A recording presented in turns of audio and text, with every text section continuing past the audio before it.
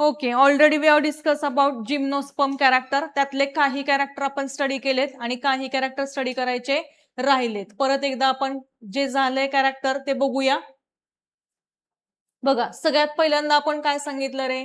Gymnosperms ह्याचा अर्थ काय होतो? जिम्नॉस म्हणजे नेक्ट आणि स्पर्मा म्हणजे काय म्हटलं आपण? सीड्स. ह्याचा अर्थ काय? नेक्ट सीड्स म्हणजे काय? तर प्रॉपरली ह्यांना फ्रूट सीडच्या भोवती किंवा ओव्हरी वॉल प्रेझेंट नसणारे ज्या काही सीड्स आहेत त्या डायरेक्टली आपण उघड्या डोळ्यांनी बघू शकतो, म्हणून त्यांना आपण काय म्हणतोय? नेक्ट सीड्स त्यांच्यामध्ये प्रेझेंट आहेत असं आपण म्हटलो.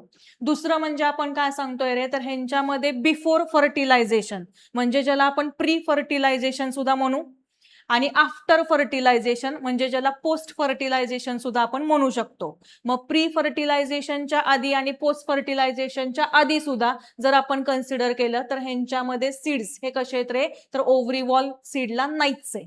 कळतंय? त्यानंतर दुसरं आपण काय सांगतोय तर ह्यांच्यामध्ये जर आपण कन्सिडर केलं तर प्लांट्स हे वेगवेगळ्या शेप्सचे आकाराचे असतात.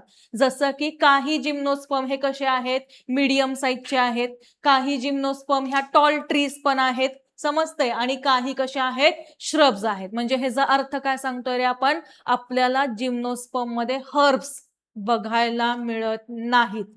कळतंय?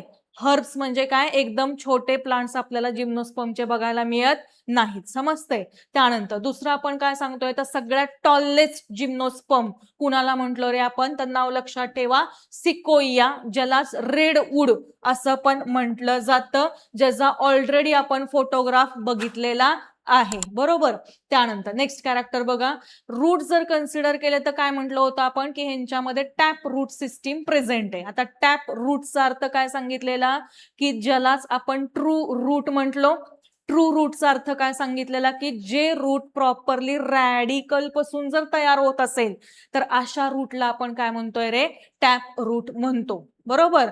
जसं की सेकंड टाइप ऑफ रूट आपण काय म्हटलो? ऍडव्हान्टिशियस रूट, ज्यालाच फॉल्स रूट पण म्हटलं जातं. का? तर अशा प्रकारचे रूट्स हे प्रॉपरली रॅडिकल पासून फॉर्म होत नाहीत. मग कशापासून फॉर्म होतात? तर ते स्टेम पासून अराइज होतात किंवा काही ब्रांचेस पासून पण अराइज होतात किंवा काही रूट्स हे लीफ मधून पण अराइज होतात. जसं की ब्रायोफायलम आपण एक्झाम्पल दिलं, शुगर केन एक्झाम्पल दिलं. मग अशा रूटला आपण काय म्हणतोय रे?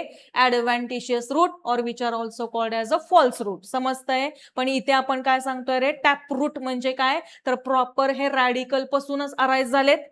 कळतंय? आणि त्याच्यामध्ये त्यांना प्रायमरी ऍक्सिस प्रेझेंट असणारे, मग ते पुढे जाऊन सेकंडरी आणि टर्शरी मध्ये डिवाइड केले जातील. समजतंय?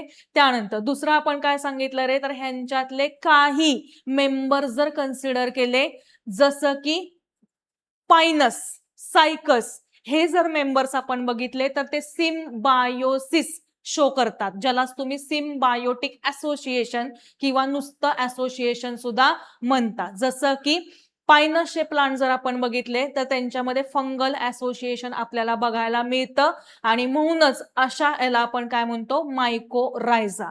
म्हणजे एखादा फंगस जर दुसऱ्या प्लांट सोबत असोसिएशन करत असेल किंवा त्यांच्या रूटमध्ये तो राहत असेल तर त्याला मायकोरायझा असं म्हटलं जातं.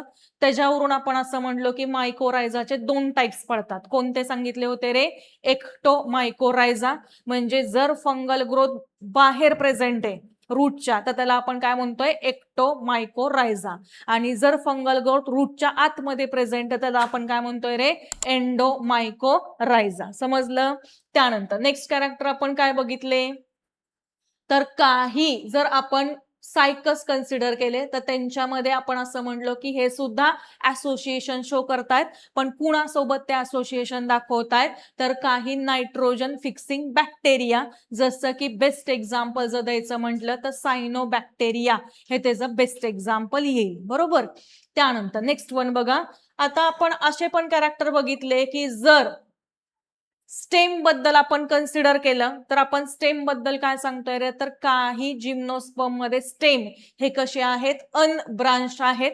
ह्याचं बेस्ट एक्झाम्पल आपण काय देतोय? सायकस देतोय, जे की ऑलरेडी आपण हे प्लांट बघितलेलं आहे. बघा, हे सायकसचं प्लांट जर बघितलं तर ह्याला परत एकदा काय होतंय रे? तर असं ब्रांचिंग इथे बघायला मिळत नाहीये. एकच फक्त काय त्यांच्यामध्ये स्टेम प्रेझेंट आहे. बरोबर. त्यानंतर काही प्लांट जर कन्सिडर केले तर आपण काय सांगतोय रे, तर ह्यांच्यामध्ये काही कसे आहेत, ब्रांच आहेत. जसं की फॉर एक्झाम्पल आपण काय देतोय, पायनस, सिड्रस, हे त्याचं एक्झाम्पल येईल. बघा ब्रांचिंग कसं बघायला मिळतं, हे बघा, हे असे ब्रांचेस आपल्याला पायनस मध्ये बघायला मिळतात. हे कशाचं प्लांट आहे, तर पायनसचं प्लांट आहे, कळतंय. आणि हे कशाचं आहे म्हटलो रे आपण, सायकसचं प्लांट आहे. कळलं.